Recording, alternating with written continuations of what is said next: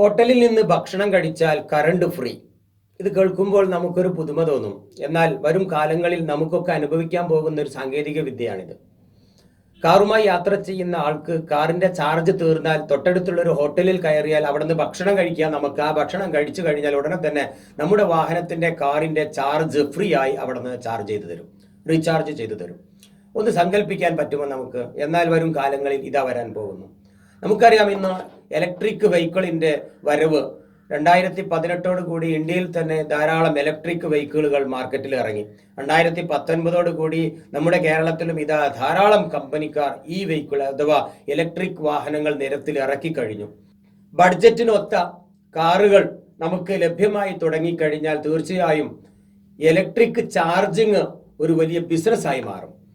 ചെറിയ പാതയോരത്തെ തട്ടുകടകളിൽ നിന്നും ഇനി ചാർജ് ചെയ്യാനുള്ള സംവിധാനം ഗവൺമെന്റ്, അത്തരം സർവീസിന് വേണ്ടി ഗവൺമെന്റ് വിളിച്ചു കഴിഞ്ഞു ഇത്തരം സേവനം ചെയ്യുന്നവരെ. എന്നാൽ ഒരു 4-5 വർഷം കൂടി കഴിഞ്ഞാൽ നമ്മുടെ സാധാരണ എഞ്ചിൻ വാഹനങ്ങൾ നിൽക്കാൻ പോകുന്നു. സാധാരണ പെട്രോൾ ഡീസൽ വാഹനങ്ങൾ പാടെ നിർത്തലാക്കി വൈദ്യുതിയിൽ ഓടുന്ന വെഹിക്കിൾ അല്ലെങ്കിൽ സോളാറിൽ ഓടുന്ന കാറുകളാണ് ഇനി നിരത്തിലിറങ്ങുക.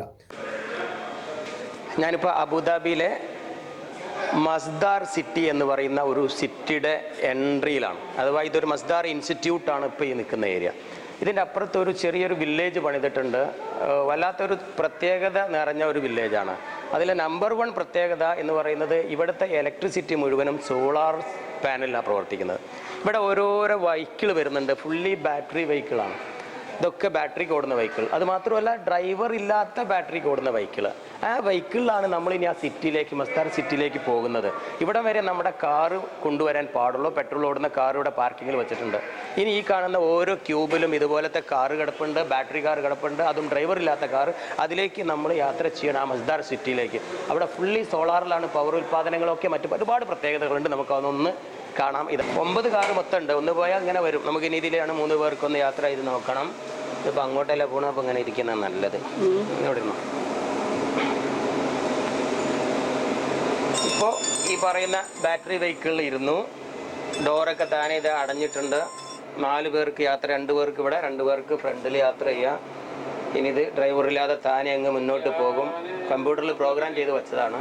ഇതെന്തിനാണാവോ ഇവിടെ ഒരു പ്ലേ.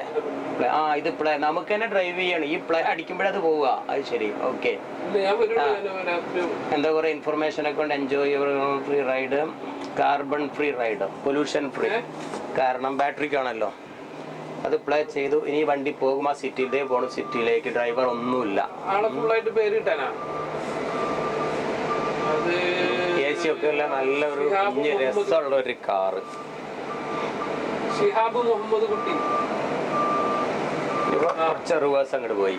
ഇനി ഇത് അങ്ങോട്ട്, ശരി, ഇങ്ങോട്ടാണ് പോണത്. ഇവിടുത്തെ അറബിയല്ല, മറ്റേ അറബിയുടെ പേര് ഇട്ടാ കഴിഞ്ഞാല് 10 രൂപയുള്ളൂ.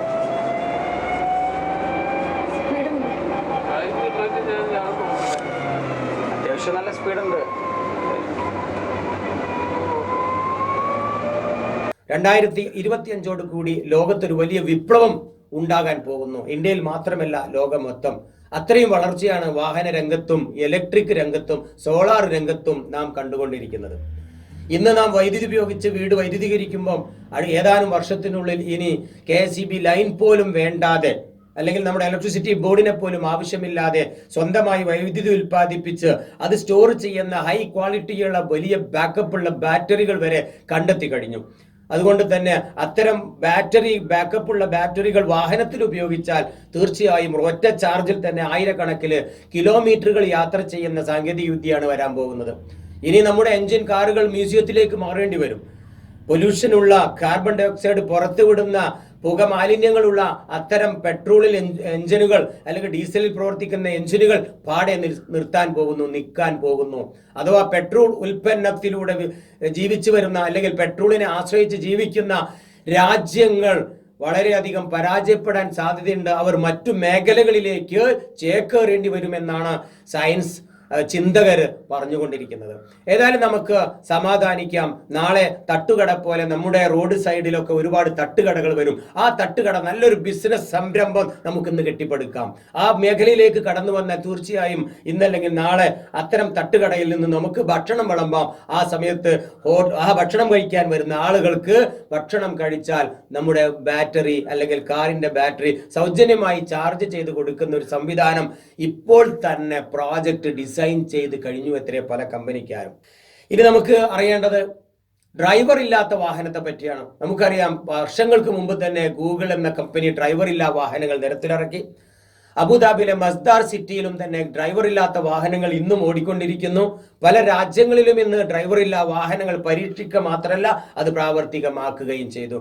എങ്കിൽ 2025 സോളാറിൽ പ്രവർത്തിക്കുന്ന, ബാറ്ററിയിൽ പ്രവർത്തിക്കുന്ന ഡ്രൈവർ ഇല്ലാ വാഹനങ്ങൾ എങ്ങനെയായിരിക്കും?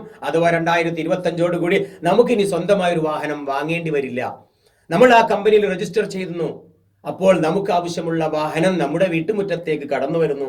റോട്ടിലൂടെ ഖാലിയായി പോകുന്ന വാഹനം ഡ്രൈവറില്ലാതെ സഞ്ചരിച്ചു കൊണ്ടിരിക്കുമ്പോൾ നമുക്ക് ആവശ്യമുണ്ട്, എനിക്ക് രണ്ടത്താണിൽ നിന്ന് കോഴിക്കോട്ടേക്ക് യാത്ര ചെയ്യണമെന്നോ ഏത് സമയത്ത് യാത്ര ചെയ്യണമെന്നോ എൻ്റെ ഗൂഗിളിനോട് അല്ലെങ്കിൽ എൻ്റെ സ്മാർട്ട് ഫോണിനോട് ഞാനൊന്ന് ടൈപ്പ് ചെയ്താൽ എൻ്റെ പോകാൻ സമയത്ത്, എനിക്ക് യാത്ര ചെയ്യാൻ സമയത്ത് ആ ഡ്രൈവറില്ല വാഹനം എൻ്റെ വീട്ടുമുറ്റത്ത് വന്നിരിക്കും. അപ്പോൾ ഞാൻ എന്തിനൊരു കാറ് വാങ്ങണം? അതിന് ഏറ്റവും നല്ല ഉദാഹരണമാണ് ഇന്നത്തെ യൂബർ പോലുള്ള ടാക്സി കമ്പനി. ഒരിക്കലും ഒരു കാറ് പോലും സ്വന്തമായി ഇല്ലാത്ത, ഒരു ടാക്സി പോലും സ്വന്തമായി വാങ്ങാത്ത ഒരു കമ്പനിയാണ് ഇന്ന് ലോകത്തെ ഏറ്റവും വലിയ ടാക്സി കമ്പനി. ഒരു മൊട്ടുസൂചി പോലും സ്വന്തമായി നിർമ്മിക്കാത്ത ഒരു കമ്പനിയാണ് ലോകത്തെ ഏറ്റവും വലിയ കോടീശ്വരനായ ആമസോൺ. ഇന്ന് അവര് ഒരുപാട് പ്രോഡക്റ്റുകൾ നിർമ്മിച്ചു കഴിഞ്ഞു. അതുപോലെ സ്വന്തമായ ഒരു ഹോട്ടൽ റൂം പോലും ഉണ്ടായിരുന്നില്ല ഓയോ എന്ന ഹോട്ടൽ മുതലാളിമാർക്ക്. ഇന്ന് അവരുടെ പേരിൽ ധാരാളം ഹോട്ടൽ റൂമുകളും മറ്റുമുണ്ട്. ഇങ്ങനെ ലോകത്തെ ഞെട്ടിക്കുന്ന വൻ വളർച്ചയാണ് ഈ സോഷ്യൽ മീഡിയയിലൂടെ, ഇന്നത്തെ ആധുനിക ടെക്നോളജിയിലൂടെ നാം കണ്ടുകൊണ്ടിരിക്കുന്നത്. എന്നാൽ ഡ്രൈവർ ഇല്ലാത്ത കാറുകളും ഈ വാട്സപ്പിലേക്ക്, ഫേസ്ബുക്കിലേക്ക്, യൂട്യൂബിലേക്ക്, സോഷ്യൽ മീഡിയയിലേക്ക് ഇതുപോലെ കടന്നു വന്നാൽ, ടെക്നോളജിയിലേക്ക് കടന്നു വന്നാൽ സ്വന്തമായി നമുക്കൊരു വാഹനം പോലും വാങ്ങേണ്ടതില്ല. നിരത്തുകൾ ഒരുപാട് ട്രാഫിക് ജാം കുറയ്ക്കാൻ പറ്റും. അതുപോലെ ഡ്രൈവറെ വെച്ച് ബുദ്ധിമുട്ട് അനുഭവിക്കേണ്ട. ചെറിയ പണം കൊണ്ട് ലോകത്ത് എവിടെയും അല്ലെങ്കിൽ നമ്മുടെ രാജ്യത്ത് എവിടെയും സഞ്ചരിക്കാൻ നമുക്ക് ഡ്രൈവർ ഇല്ലാത്ത ആധുനിക സംവിധാനമുള്ള കാറുകൾ നിരത്തിലിറങ്ങാൻ വർഷങ്ങൾ മാത്രം കാത്തിരിക്കുക. ഈ ഒരു സാങ്കേതിക വിദ്യ വളർച്ച അതെയാണ് ഞെട്ടിപ്പിക്കുന്നതാണ്. ഒരുപാട് തൊഴിൽ മേഖല ഈ വിഷയത്തിൽ തുറക്കാൻ പോകുന്നു. ധാരാളം സ്മാർട്ട് എഞ്ചിനീയർമാർ വാർത്തെടുക്കുന്ന പല പല കോളേജുകളും ഇതിനിടെ രൂപം കൊണ്ട് കഴിഞ്ഞു. ഈ മേഖലയിലേക്ക് കടന്നു വരാൻ താല്പര്യമുള്ളവർക്ക് ഞങ്ങൾ ഒരു നല്ലൊരു സംവിധാനം ഒരുക്കുന്നുണ്ട്. ഞങ്ങളുടെ ഫേസ്ബുക്ക് ചന്തയിലൂടെ ധാരാളം ഉൽപ്പന്നങ്ങൾ പരിചയപ്പെടുത്താനും പുത്തൻ സാങ്കേതിക വിദ്യകൾ മറ്റുള്ളവരെ അറിയിക്കാനും ഞങ്ങൾ ഒരുക്കമാണ്. നിങ്ങളടുത്ത് ഇതുപോലത്തെ പുത്തൻ ആശയങ്ങളുണ്ടോ? ഞങ്ങളുമായി ബന്ധപ്പെടുക. ഞങ്ങളുടെ ഇമെയിൽ അല്ലെങ്കിൽ ഞങ്ങളുടെ ഫേസ്ബുക്കിലൂടെ, വാട്സപ്പിലൂടെ നിങ്ങൾക്ക് നിങ്ങളുടെ പ്രോഡക്റ്റ് ഡീറ്റെയിൽ, നിങ്ങളുടെ ഐഡിയ ഞങ്ങളുമായി ഷെയർ ചെയ്താൽ തീർച്ചയായും അതൊരു പ്രോഡക്റ്റ് ആക്കി, അതൊരു പ്രോജക്റ്റ് ആക്കി ലോകത്ത് അല്ലെങ്കിൽ നമ്മുടെ ഇന്ത്യയിലെങ്കിലും അറിയിച്ചു കൊടുക്കാനുള്ള ഒരുക്കത്തിലാണ് ഞങ്ങൾ. കൂടുതൽ വിവരങ്ങൾക്ക് ഈ ചാനൽ സബ്സ്ക്രൈബ് ചെയ്യുക, ഫേസ്ബുക്ക് ഫോളോ ചെയ്യുക.